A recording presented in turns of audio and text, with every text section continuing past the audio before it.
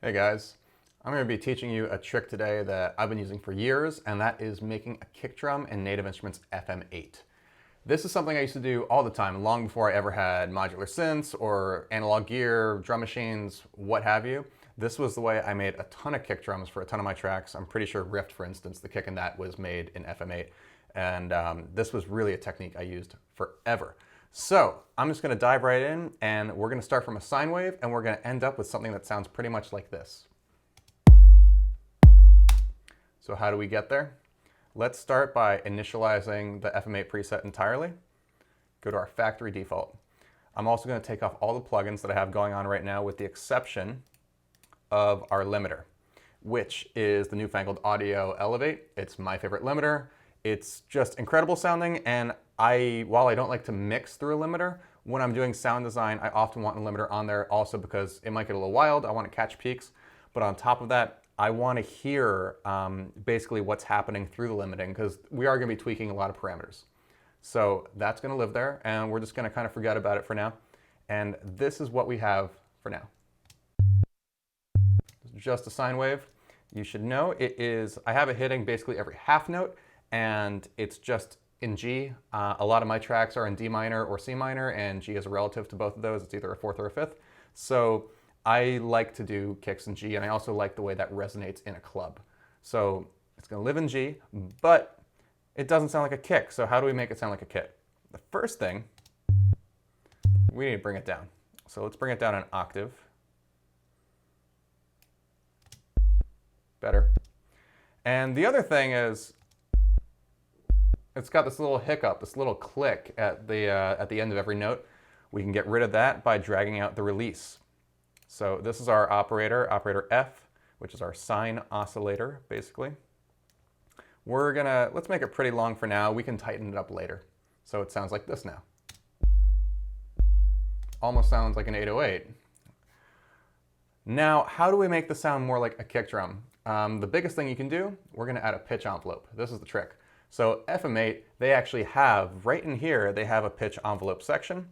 And we're just going to drag up the envelope amplitude amount, bring it up there. Now let's also bring up the attack. This is going to be our starting point of the envelope. When you click it, it sounds like this.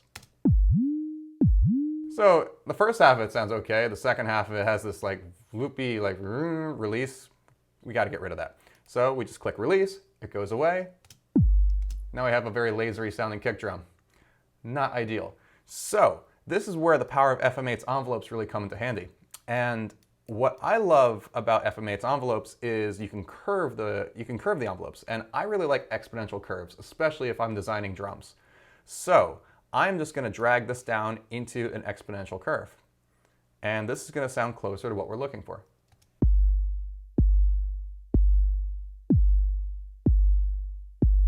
And we can also shorten it a bit. When we do it, be sure to check your level right here, because we want that to stay at 0. 0 is going to be our home note, our root note, and that's G. We don't want it to be sharp. We don't want it to be flat. We want it to fall exactly on G. So now let's check this. I like how that sounds. We can increase the amplitude of the envelope just if you want to hear that. It's a little too bitey for me. If we go down, there's none. So right around 88, I think that's where we were. I like that. That's a good starting point. Now I want to give it a little bit more attack as well. So the way I'm going to do that is by modulating operator F with operator E. And if you've used FM8 before, or FM synthesis in general, you know once you start to modulate an operator with another, you kind of get this more like metallic sound. We don't want that, right? But we can use that for a transient. So let's bring up the level a bit, and now we're going to make the envelope on operator E really short. So let's zoom in here, and now that should give us a bit of a pop. And we can tune it up a bit. You know, the higher the ratio, the higher the pop's going to be. So just so you can hear the difference. It's all kind of lasery, but let's bring it back down. Sounds pretty all right to me right there. I also want to shorten it even more. And I also want less of it. That is closer to what I'm looking for. If we disable it, missing that attack. And the other thing I'm going to do, I'm going to add the noise oscillator, and that is oscillator or operator X. And this is going to give us just another bit of high end right on the attack, so give us a little bit more pop. So I'm just going to enable it. And if we go look at this, we have to turn up the amplitude. And if we hit it now, almost kind of sounds like the snare of Nine Inch Nails is Closer. Not what we want. So let's also bring up the filter on the noise, because I want it to be high. Better, but way too loud. So let's affect the envelope first. Let's make it nice and short. And the other thing I'm going to do is turn down the saturator. I don't need it.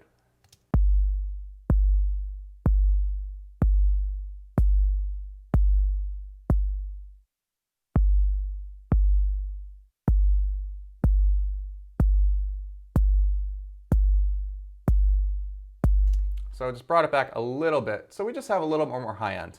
And now we're gonna go into our plugin chain, and this is where a lot of the magic kind of happens to really like fatten this thing up and take it from, you know, a pretty decent kick into a big one.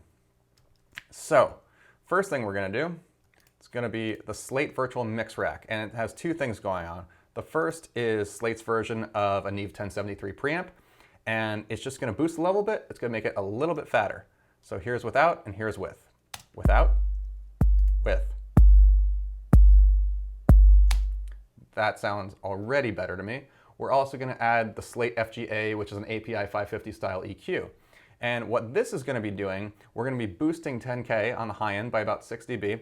And we're also going to be boosting 2 dB at about 30, which is a little bit silly because it's a sine wave. You know, why we don't need any more sub. It's literally all sub, because there's something magic about the low end on this EQ. And when you do it, it just fattens it. It really adds something magical. It's a harmonic overdrive thing, but I love it. And lastly, we're also gonna dip out to 2 dB at 200 Hertz.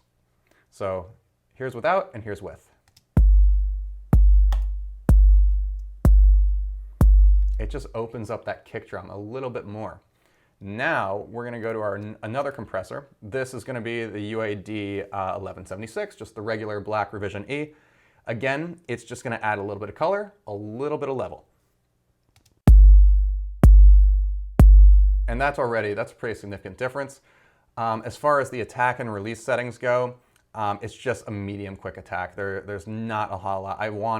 Not a whole lot. I want to allow some of the transient through. I don't want to squash it, but I really want the color of this thing more than anything. The ratio is just 4:1. It's doing only 3 dB of gain reduction. It's not pushing this thing, but I like what it does. And then we're going to add the FabFilter Pro MB. And this is kind of what we're going to use to kind of rein in all the low end we have going on now. So on the low end, on the very sub area, I'm going to be taking off about 3 dB. And then on the low mids, around 200 Hertz, again, I'm going to be taking off a little bit more than 3, maybe 4. And then I'm going to add a little bit of high end. And I'm just going to do it band by band so you can hear what's going on. And I'll just turn each band on individually. Here's the sub band. Just tightens it. And then here's our low mid band. Opens it. And then our high band, just give us a touch of high end. Now the other thing I'm hearing right now is as we're adding gain and some processing, I don't need as much of a noise pop that I had before, so I'm going to go back into FM8 and kind of turn down that amount of noise.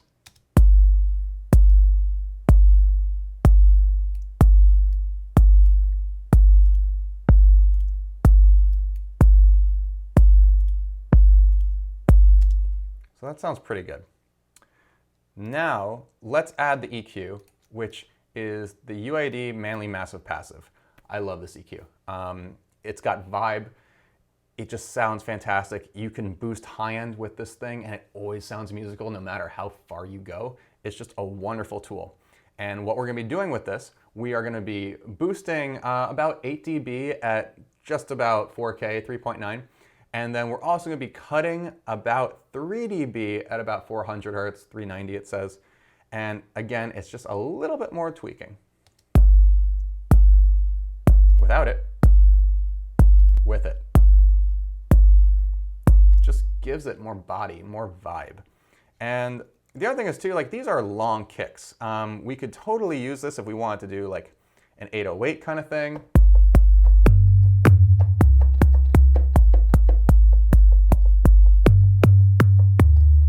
Really it'd be helpful if we didn't have the noise for that. We don't need that, but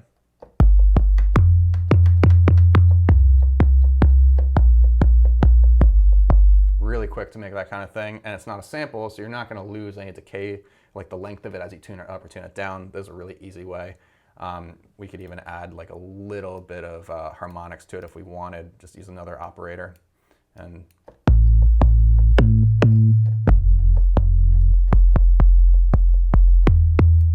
really quick way to make, you know, a really fat 808 style bass. But we're making kicks, so let's give us our white noise back. So the thing we have to realize is the phases of the operators are not synced every time. So every hit's gonna be a little bit different. So what I'm gonna do, I'm actually gonna print this down. And using Pro Tools commit function, it's just bounce in place. We all have something similar in our various DAWs.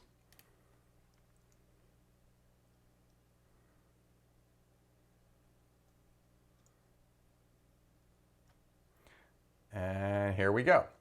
So let's mute that guy. And if we look at it, we can see the attacks are a little bit different every time. So I'm gonna listen through them and just take my favorite one.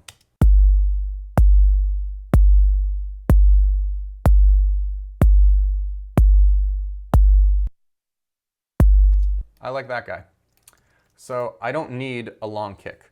I'm gonna start by just taking a quarter, and really, especially if I'm doing like a club 4 thing, I don't want the kick to ever be longer than an 8th note. So I'll just put a fade in here. I'll curve the fade a bit so, you know, it's not too quick. But now if we have like, let's say a little 4/4 kick drum going on, it's gonna sound like this. And let's say, I'm just gonna consolidate the region to make it easy. Let's say we put it over a drum loop. So we could go here, and our little homemade kick over this drum loop now sounds like this.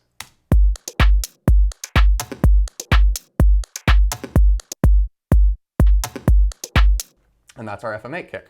So let's add one more thing. Since we had kind of like an 808 bass before, let's go back here. Here is our FM8, and I'm just gonna go back in here and I'm gonna take out that noise oscillator just to kind of get rid of that. Here is a little pattern.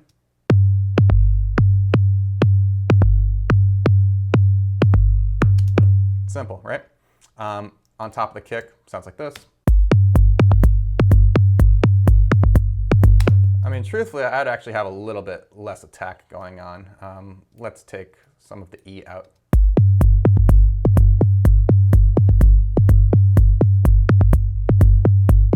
And maybe even less pitch envelope.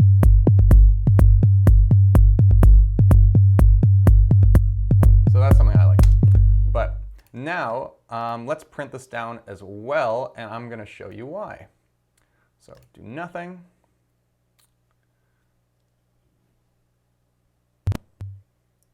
Okay, so we should remember, since these come from the same source material, they're gonna work really well together, but we don't want them necessarily hitting on top of each other. That's gonna create some mud.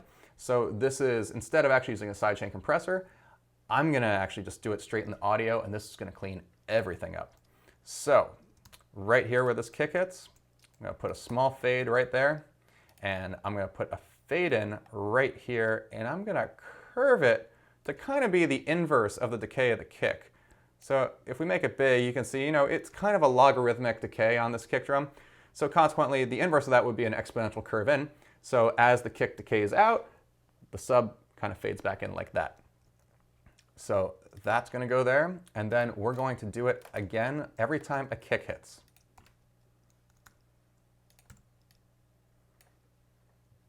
And make sure you add fade outs so you don't get clicks.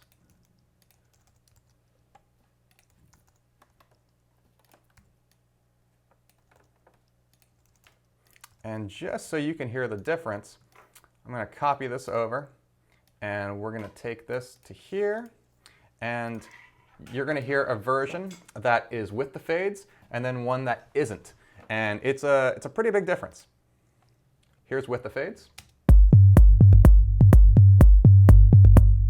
That's a lot sloppier, but that's tight. So say we add our drum loop back to that, and we're just gonna be playing the one with the fades. Oh, bad loop, sorry about that.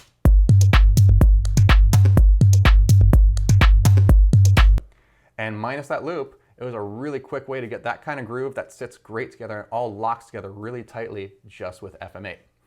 So go try this yourself. You'll get very quick at it. It's a lot of fun and you get very creative because it's not a sample. You can really tweak this thing. You can take something that's supposed to be a sample and just completely obliterate it, turn into any kind of sound. You can even turn this into a lead if you want. So it's a really fun trick. Go play around with it. If you dig this, subscribe to the channel, and there'll be more little quick tips along the way, and have a great rest of your weekend. See you guys.